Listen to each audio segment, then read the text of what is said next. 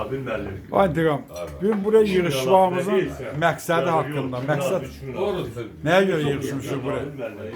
O bir açıqlama. Bugün güzel bir gündür. Bugün Pərviz qardaşımızın oğlu vətənə borcunu yerinə yetirir. Üz ağlığından, qürurla qayıdıb gəlibdi evinə, ailəsinə və Pərviz də o sevinci bizlə bölüşür. Bugünkü günü bu masa arxasında, bu stol arxasında Pərvizə göz aydınlığı verməyə yığışmışıq. Onun oğlunun sağ-salamat, qürurla, şərəflə vətənə xidmətini verib gəlməsi münasibətilə Pərvizə göz aydınlığı verməyə toplaşmışıq. Allah canını sağ eləsin. Sağ ol, Allah var olsun.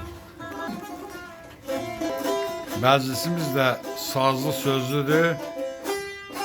Sənin bu sözündən sonra da sözü verək.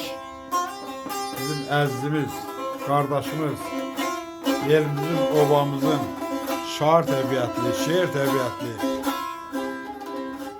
saz vurğunu Nuru müəllimə.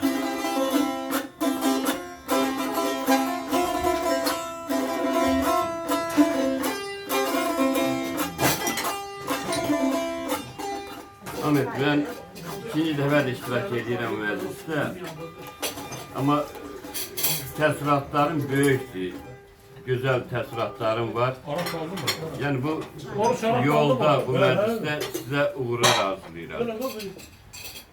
Bir arzum da odur ki, bütün elimiz obamız her güzel gününde yığışmış olsunlar. Allah katadan baladan uzak eləsin. O pis günlerden uzak eləsin. Həmişə güzel günlerde, pis günlerde ben elin birliğini görürüm. Elimiz var olsun, elimiz şöhretli olsun, elimiz şanlı şöhretli olsun. Amin. Bugünkü günde Pərviz Şərifovun oğlu aynı zamanda vətən borcunu yerine yetirib gəlib ve büyük gururla gəlib.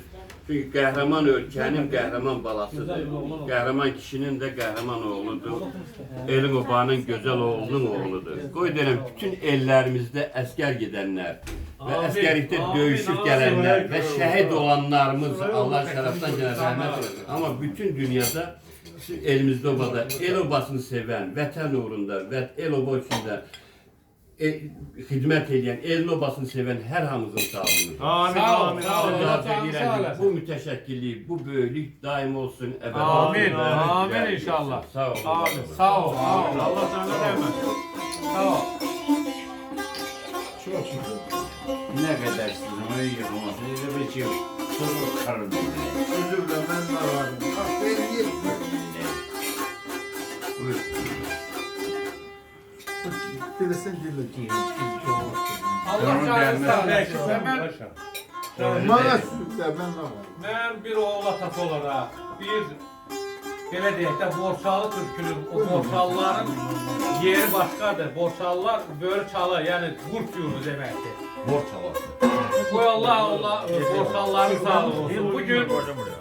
Bugün Şindilər məclisidir. Şindilərin havası burada əsir. Şindilər həmişə öz ədəb əhsanınla, öz böyük kiçik yerindən, subordinasiya qaydasından, bir-birinə hörmətindən, ağsaqqalından, ağzıçəylə seçilir. O şindilərimizin sağlığı olsun. Şindilərimizin bütün özünü əskər sayan, özünü vətən üçün xidmət edən, vətənimizə borcunu verən bütün övladlarını, bütün əskərlərinin sağlığı olsun, başında da mənim oğlum olmalı. Hər bir valideynə də mənim oğlanım kimi gelib, xidmət edib, eve gəlməyə qismət eləsin. Allah hər bir şindilərinlərə buna qismət eləsin. Sağ olun. Amin, sağ ol. Amin, amin Allah.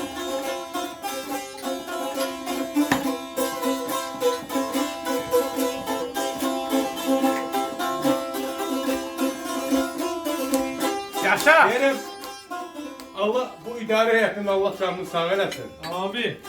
Yəni idarə heyəti gördüyü işləri hamı görür.